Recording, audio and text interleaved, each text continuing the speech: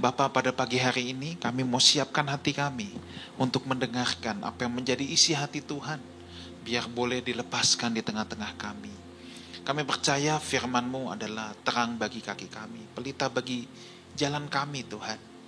Biarlah kebenaran firman-Mu boleh menuntun akan kehidupan kami, boleh menentukan arah kami berjalan, arah kami untuk bertujuan Tuhan.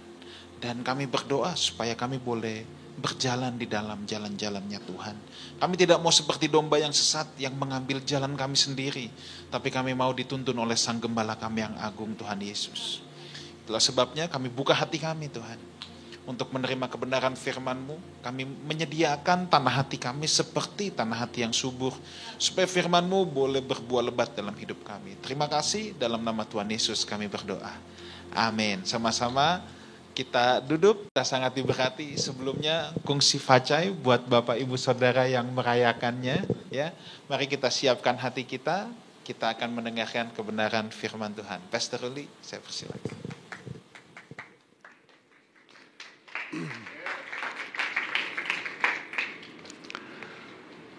Shalom Bapak Ibu, saudara-saudara terkasih. Hari ini ada orang Batak berdiri di sini pakai congsam. Dan dia mau nyampaikan Kyonghi. Katanya cara yang benar tangan kanannya di depan. Gitu. Saya belajar dari Pastor Harisanusa waktu itu. Nah, hari ini kita mau bicara tentang satu topik yang ruwet. Angle-nya banyak banget. Judulnya sih sederhana, Smart and Humble. Tapi kecerdasan ya, smart, itu angle-nya luar biasa luas. Humble itu juga angle-nya luar biasa luas. Hari ini komplikasinya ditambah lagi dengan saya juga mau bicara tentang tradisi, tentang Imlek, secara general tentang budaya di mana kita semua ini hidup di dalamnya. Jadi apa yang saya mau sampaikan hari ini tuh lumayan ruwet. Saya mohon perhatiannya. Pertama-tama saya mau bicara bahwa hati Tuhan, kalau kita bicara hati Tuhan seperti yang ditulis di dalam Alkitab, hatinya adalah hati yang lembut luar biasa. Dia punya keinginan bahwa tidak ada satu orang pun binasa. Kalau boleh. Jangankan, gini deh, jangan ada satu orang pun masuk neraka. Itu hatinya dia. Karena begitu besar kasih Allah akan dunia ini, sehingga Ia mengaruniakan anaknya yang tunggal. Gitu ya. Hatinya tuh hati yang hancur, dia gak kepengen ada satu orang pun binasa. Bahkan orang sejahat, orang-orang Niniwe yang hobinya bunuh orang pun di zaman Yunus diselamatkan. Sampai hari ini hati itu tetap sama. Dia kepingin betul membebaskan kita dari semua belenggu, dari semua ikatan. Supaya dengan adanya pembebasan dari belenggu itu, betul-betul kita bisa bangun hubungan yang manis sama dia. Nah, ketika kita punya hubungan yang manis, kita diharap untuk menjadi duta besar bagi dia. Supaya lewat kita, sebanyak mungkin orang diselamatkan. Termasuk orang-orang dari budaya kita. Saya ini orang Batak yang kehilangan budaya Bataknya. Hari ini saya baru ngeh. Setelah saya belajar makin lama makin dalam terhadap Alkitab, saya baru ngeh. Saya kehilangan budaya saya. Dan tahu gak? Ketika kita kehilangan budaya kita dianggap aneh sama orang-orang yang ngelahirin kita. Mereka gak terjangkau sama kita. Itu masalahnya. Nah kalau kita gak smart, kita cuma sekedar ngejalanin teori-teori agama atau doktrin-doktrin, akhirnya kita gak bisa jangkau mereka. Lagi ngomong begini, saya keinget satu cerita yang saya nyesel dalam hati. Saya gak smart waktu itu. Ada keluarga yang meninggal. Dalam tradisi keluarga waktu itu, sebelum jenazah dibawa ke pemakaman, maka jenazah akan diusung sama anak-anaknya. Betul nggak? Di dalam peti diusung, kemudian satu persatu keluarga merobos namanya di bawahnya, lewat di bawahnya. Saya ngerasa bahwa saya ini orang Kristen, nggak boleh menyembah kepada orang yang udah meninggal, begitu kan? Tapi kan kita harus smart dong. Walaupun kita duduk di bawah, turun di bawahnya, merobos, apakah kita menyembah dia? Penyembahan kita hanya kepada Allah kan? Itu kan soal hati kan? Saya tolak hari itu. Ya, mungkin hari itu adalah kecerdasan saya dalam kapasitas saya hari itu. Tapi coba kita pikirin sama-sama yuk. Kalau hari itu saya tetap larut di dalam itu tanpa harus menyembah kepada orang yang udah mati. Penyembahan saya tetap kepada Tuhan. Saya datang ke situ dan kemudian saya berdoa, Tuhan kiranya Engkau menyelamatkan seluruh keluargaku ini. Kan bisa aja kan, begitu kan. Kalau waktu itu yang saya bikin, mungkin hari ini keluarga itu udah lebih banyak yang bertobat, bukan? Tapi gara-gara saya nggak bikin itu, mereka ngomong begini, lu sekarang kok jadi aneh sih setelah jadi Kristen? Lu kok gak hormat lagi sih sama orang tua, sama leluhur segala macam? Lihat, begitu ada cap seperti itu, smart gak kita? Kita kehilangan generasi itu.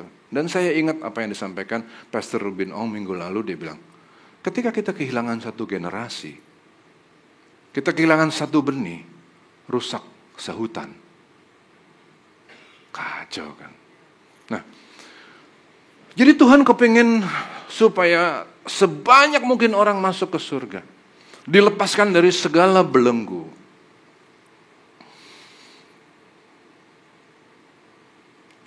Di tahun 60-an dan 70-an, ada satu generasi di Amerika yang disebut dengan Flower Generation. Generasi bunga namanya. Flower Generation. Mereka ngerasa bahwa mereka adalah duta-duta besar Allah yang dilahirkan di bumi untuk membebaskan sebanyak mungkin orang. Supaya orang itu terbebas dari perang Vietnam, dari kebencian antar sesama. Bagus dong idenya. Dari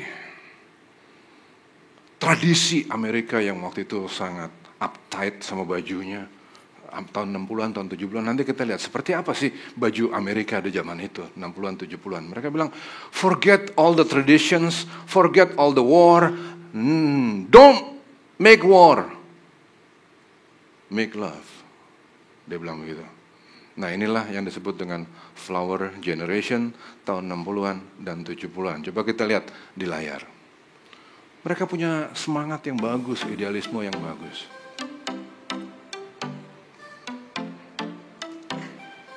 Bajunya Amerika zaman itu.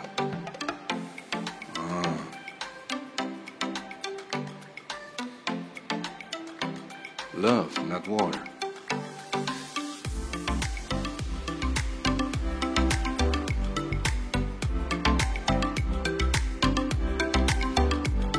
Tapi belakangan ternyata gerakan ini rada kurang smart.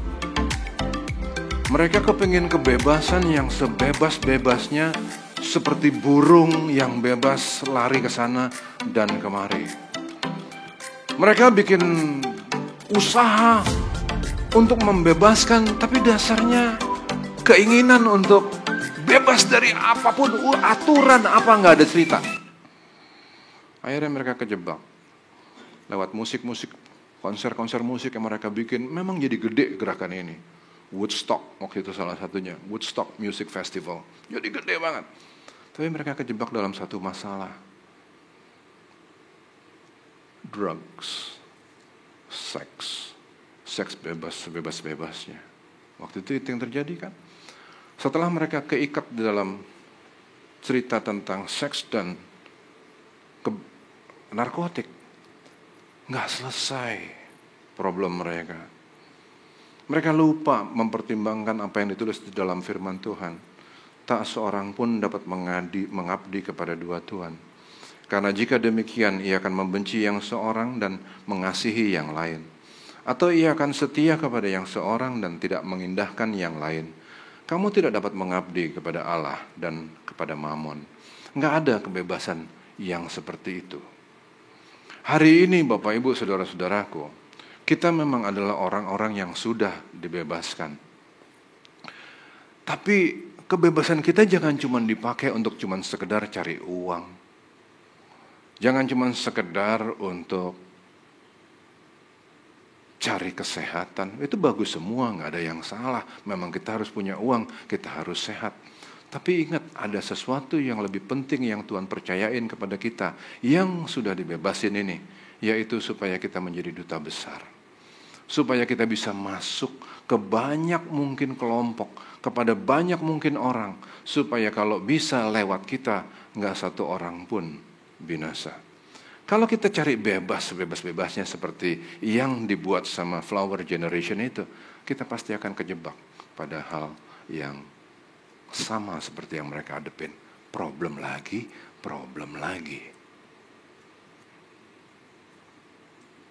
Kita pikir sehat bikin kita jadi orang yang keren?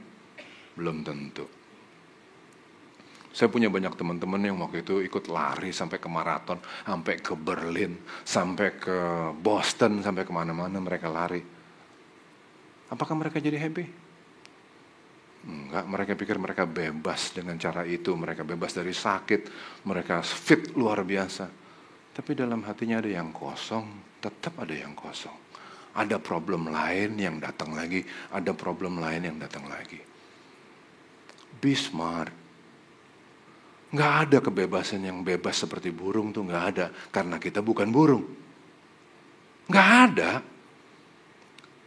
Justru yang keren adalah ketika kita dibebasin, kita jadi umat tebusan, pakai kebebasan kita itu untuk membangun hubungan dengan Allah. That's smart. That's smart. Nah, hari ini banyak emang orang datang ke gereja, banyak. Tapi apakah karena mereka kepingin bangun hubungan? Belum tentu. Coba tanya 10 dari orang-orang Kristen di sekeliling kita. Kenapa mereka hari ini datang ke gereja? Kenapa mereka nyanyiin lagu pujian? Kenapa mereka berdoa? Jawabannya? Kira-kira apa? Apa, Bang Simon? Supaya masuk surga kan? Supaya masuk surga kan? Alasannya kayak itu kan? Is that smart? Supaya masuk surga. That's not too smart.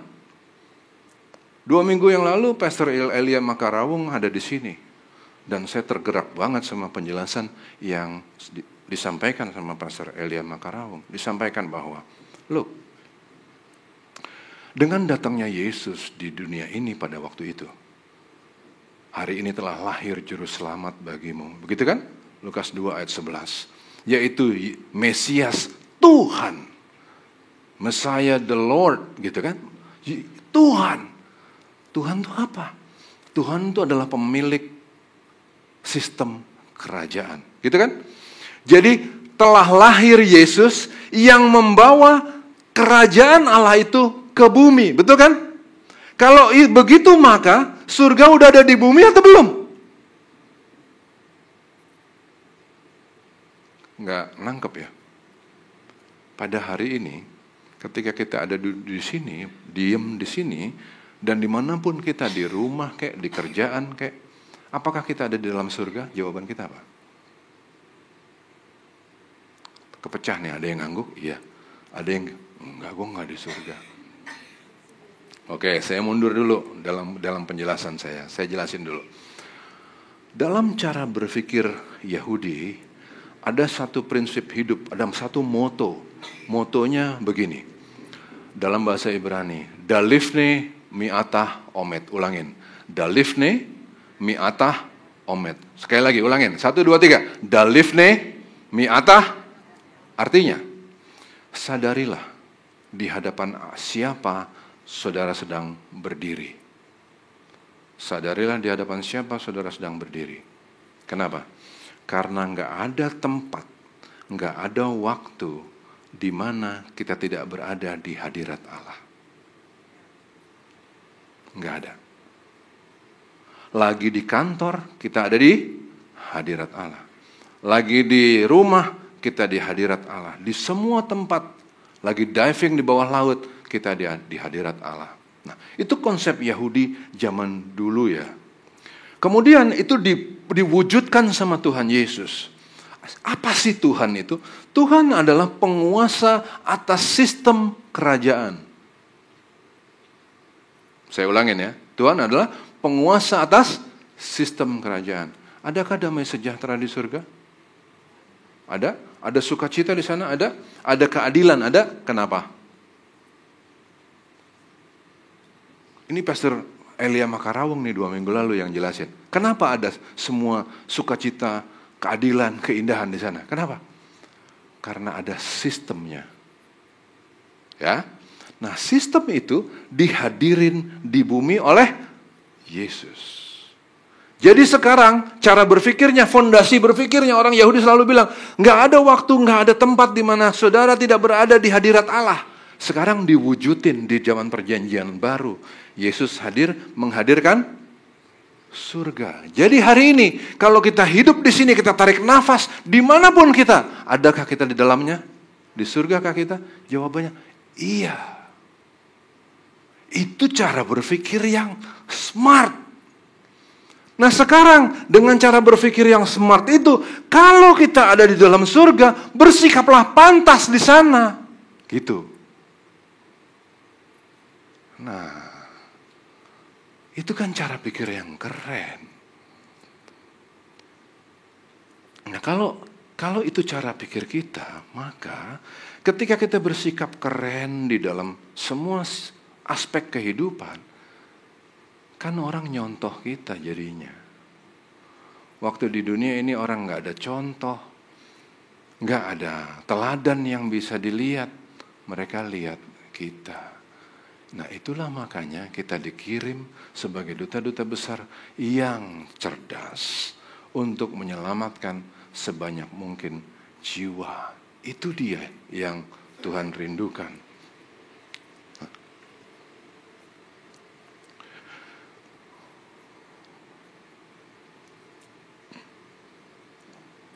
Kita ini bukan cuman burung yang bebas lari ke sana dan ke sini. Nah, sayangnya sekarang ketika orang datang ke gereja, orang itu cuman sekedar nyari surga. Padahal surganya udah di depan mata. Kesian gak sih? Saya ngegambarinnya begini. Banyak orang sibuk nyari surga. Mana surga ya? Gue mesti bikin ritual ini, ritual itu supaya masuk ke surga. Harus puasa, berdoa, bikin ini, bikin itu macam-macam. Supaya masuk surga. Padahal surganya udah ada, ya nggak? Itu seperti orang nyari kacamata. Kacamata gue mana ya? Gue taruh mana tadi kacamata gue lupa lagi. Itu mana tuh kacamata ya? Ada di Pastor Wigan kali? Enggak bro, ada di sini. Lu taruh di kepala lu. Lu udah ada di surga, masih nyari surga. Udah di surga takut neraka. Siapa yang mau ngirim kita ke neraka? Kita diharap untuk berada di surga dan selama-lamanya ada di surga bersama-sama dengan Allah. Apabila kita tahu bersikap sebagai duta besar yang keren dong. Kalau kita di dalam surga, kita sibuk nyari, kita sibuk ketakutan neraka, ketakutan neraka, atau kita sibuk seperti orang-orang di Woodstock itu yang kepengen ngerasain segala sesuatu yang nikmat di bumi. Apa kerennya kita? Sama aja kita sama-sama orang di Woodstock itu, nggak jadi teladan. Gitu. Nah, jadi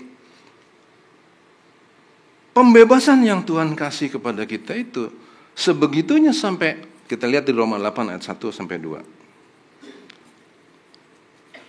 Roma 8 ayat 1 sampai 2. Demikianlah sekarang tidak ada penghukuman bagi mereka yang ada di dalam Kristus Yesus. Roh yang memberi hidup telah memerdekakan kamu dalam Kristus dari hukum dosa dan hukum maut.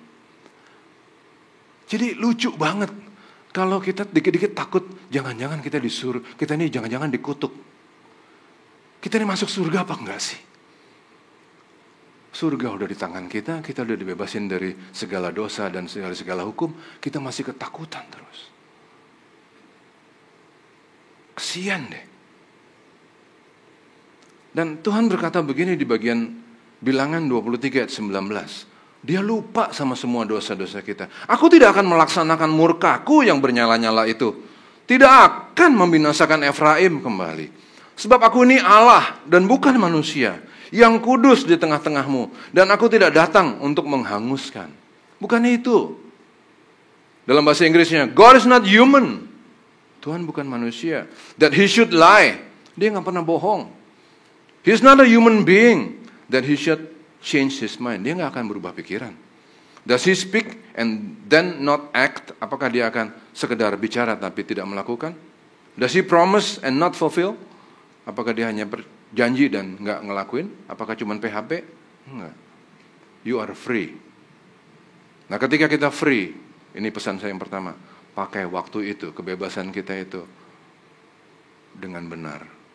Yaitu untuk membangun hubungan dengan Allah. Jangan datang kepada Tuhan cuma karena kita takut dikirim ke neraka, takut dikutuk. Enggak. Itu cara berpikir yang tidak smart. Memang di luaran sana ada yang ngajar bahwa karena kita udah orang-orang tebusan, maka kita boleh dosa dan dosa lagi. Ada yang ngajar begitu. Ada yang bilang begini, mau jadi WL, jadi singer, that's okay. Tadi malam mabok, suka-suka, gak apa-apa, Tuhan udah ampunin. Itu pengajaran kacau. Saya gak ngajarin begitu. Yang saya ajarin adalah Tuhan udah bebasin kita dari segala sesuatu. Be smart. Pakai kebebasan kita itu untuk membangun hubungan. Jangan datang kepada Tuhan karena takut dihukum. Gak pernah Tuhan bicara kayak begitu. Nah, kemudian ketika kita menjadi orang-orang yang bebas, ingat ini aturan yang sampai hari ini masih berlaku di antara orang Yahudi. Ulangan 15 ayat 1 sampai 2. Kita dibebasin dari dosa, dari maut. Tapi ingat, ini tuntutan kepada kita hari ini, orang-orang yang sudah dibebaskan. Ulangan 15 ayat 1 sampai 2. Pada akhir 7 tahun, engkau harus mengadakan, Bapak Ibu baca, penghapusan utang. Inilah cara penghapusan itu.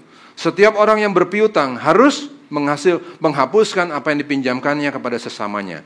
Janganlah ia menagih dari sesamanya atau saudaranya, karena telah dimaklumkan penghapusan hutang demi Tuhan. Begini ceritanya. Orang Yahudi adalah orang-orang yang diberkati jauh lebih melimpah daripada bangsa-bangsa sekeliling. Kemudian Tuhan berkasih perintah begini. Kamu kan diberkatin kan?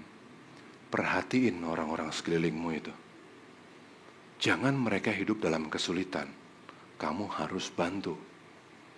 Tapi kalau kamu bantu, cuman sekedar kasih uang, nggak keren, nggak smart. Karena mereka akan menjadi take for granted apa yang menjadi bantuanmu. Tuhan bilang gini, you wanna be smart? Kasih pinjaman. Kepada orang yang butuh tuh kasih pinjaman. Supaya dia bertanggung jawab untuk balikin. Nggak ngentengin, kasih bentuknya pinjaman.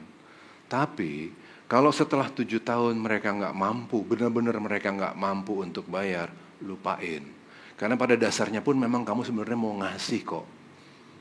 Lupain, gitu. Supaya orang-orang lain diberkati demi kamu dan lewat kamu, gitu kan? Hari ini kita begitu nggak? Kita maksudnya orang-orang Kristen di pedalaman Singapura. Kalau di Lifehouse, kita ada kepedulian untuk bantu orang, kasih pinjaman. Kok gak ada yang jawab? Antara iya apa enggak gitu. Udah berapa kali kita ngelihat tayangan di Lifehouse ini, usaha sosial yang dilakukan oleh gereja kita di bawah pimpinan gembala kita dan Pak Simon. Kita bantu banyak orang-orang susah. Waktu itu di Cianjur, terus ada yang di kolong jembatan dan lain-lain. Betul? Keren kan? Tapi kan yang lebih keren seharusnya adalah kita ambil satu anak untuk kita sekolahin. Lebih smart nggak? Setuju nggak kita? Ini lagi-lagi kita gini. Kenapa sih nggak gitu? Ada nggak kita yang sudah diberkati sama Tuhan cukup? Kenapa kita nggak ngambil tanggung jawab? Misalnya untuk lulusin anak itu lulus SD. Ambil satu anak menjadi tanggung jawab kita. Kenapa nggak begitu? Nanti mungkin lulus SMP kalau memang kita sanggup. Kalau nggak sanggup, that's okay. Tapi kalau memang kita diberkati, let's do something. That's smart. Anak itu nanti akan ngerasa diberkati loh dengan pertolongan kita. Dan mereka menjadi orang-orang yang kepengen nolong lagi. Kan gitu kan? Dulu, saya pernah suatu kali pergi ke Bandung. Zaman SMP itu kan kalau bisa kan sejauh-jauh mungkin dari mama. Dan sebisa mungkin kan kalau perlu nggak bawa duit gitu, gaya-gayanya kan begitu waktu itu. Pergilah saya ke Bandung, nggak bawa duit, jauh dari mama. Tahu nggak apa yang terjadi? Saya tidur di pasar. Saking segitu blow on-nya kita, saya pergi sama teman-teman bilang, nanti lu tinggal gampang lah, nanti kita tinggal di sana di rumah saudara gua lah, segala macam. Ternyata dia nggak punya saudara di sana, gila nggak? Dia bilang dia punya saudara, tapi dia nggak punya saudara sama sekali. Jadi pas kita sampai sana dia gini-gini, tapi gue nggak punya saudara, Rul. Goblok nih orang, gue pengen gampar aja nih ya nggak. Sebel bener gue. Terus akhirnya malam itu kita tidur di pasar. Tidurnya di tukang beca. Jadi kalau ada beca, tukangnya lagi kecapean, dia tidur. Kita tungguin. Di depannya dia ada api unggun nih, tukang beca nih, enak banget ya nggak? Kita nggak punya apa-apa, api nggak punya. Kita tungguin dia ke WC kayak apa nggak? Begitu dia ke WC, kita masuk ke becanya itu tidur. Ntar colek lagi sama dia. Bang, kita berdiri lagi, bangun lagi, cari beca yang berikutnya lagi. Tiba-tiba ada orang yang saya nggak kenal siapa, sama sekali saya nggak kenal, nggak pernah ketemu, asli nggak pernah kenal. Ngambil saya untuk tidur di tempat kos-kosannya dia. Saya berdua lagi. Kita berdua itu ditraktir aja, dikasih makan. Kita tidur sampai tidurnya 1 hari kali itu, hari itu saking kecapeannya. Dikasih makan, saya nggak kenal dia siapa, nggak pernah ketemu dia. Terus selamatlah saya hari itu, bisa makan segala macam. Pulang, jadi gendut begini. Gara-gara perbuatan baik orang itu, tahu nggak? Perbuatan dia itu begitu membekas buat saya. Hari ini, saya ingat itu terus dan tergugah. Kalau bisa saya bikin sesuatu buat orang, I will. Nah, kalau kita bikin itu kepada anak-anak tadi itu, kita kan bangun suatu legenda, satu legacy dalam hidup mereka, bukan? Why don't we do it? Jadi nggak cuma teori, and that's very smart. Nanti lewat anak-anak itu, mereka akan menangin lagi orang-orang lain. Rusak satu benih, rusak sehutan. Tapi kalau satu benih itu kita ambil, jadi keren. Nah, saya masuk kepada pengalaman Naaman. Ada satu orang namanya Naaman.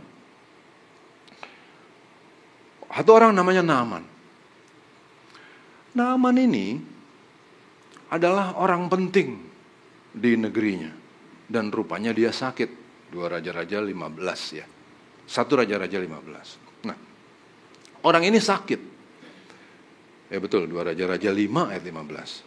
Dia sakit. Terus apa yang terjadi sama dia?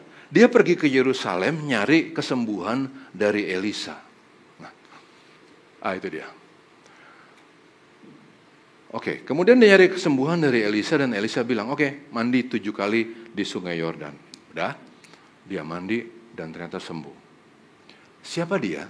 Dia adalah orang asing, orang penting dari negeri asing yang gak kenal Tuhan. Dia bukan penyembah Allah Israel. Tapi dia ngerasain kebaikan dari Allah Israel di Sungai Yordan. Setelah dia ngerasain kebaikan itu, lihat kalimatnya dia. Kita baca sama-sama. Kalimatnya Naaman, dimulai dari kata sekarang. Sekarang, 1, 2, 3, kita baca sama-sama. Sekarang, aku tahu bahwa di seluruh bumi tidak ada Allah, kecuali di Israel. Karena itu, terimalah kiranya suatu pemberian dari hambamu ini.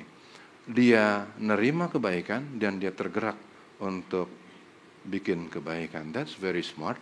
Itu cara Tuhan untuk bisa menangin satu orang.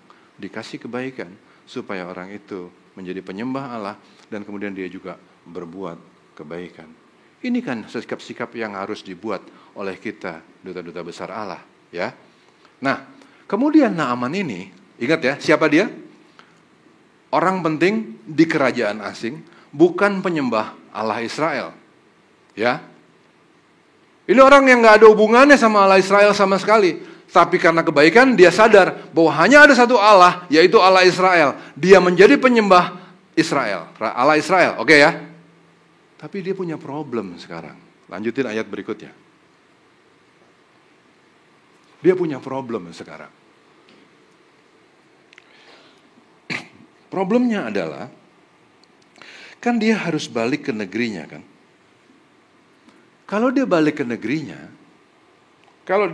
negerinya, dia harus masuk ke kuil, nemenin rajanya. Seperti kasusnya tadi, harus merobos di bawah peti mati orang. Begitupun sama Naaman, dia harus masuk kuil dan dia harus nemenin rajanya menyembah Allah-Allah asing. Jadi Naaman sekarang bilang begini.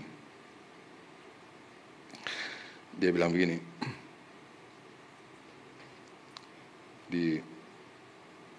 Kita buka 2 Raja-Raja 5 ayat 18. Udah kebuka? Oke. Dan kiranya, kata Naaman, Tuhan mengampuni hambamu ini dalam perkara yang berikut. Apabila tuanku masuk ke kuil Rimon untuk sujud menyembah di sana dan aku menjadi pengapitnya, sehingga aku harus ikut sujud menyembah dalam kuil Rimon itu, kiranya Tuhan mengampuni hambamu ini dalam hati. Bukankah ini juga persoalan kita hari ini waktu kita misalnya ngerayain Imlek?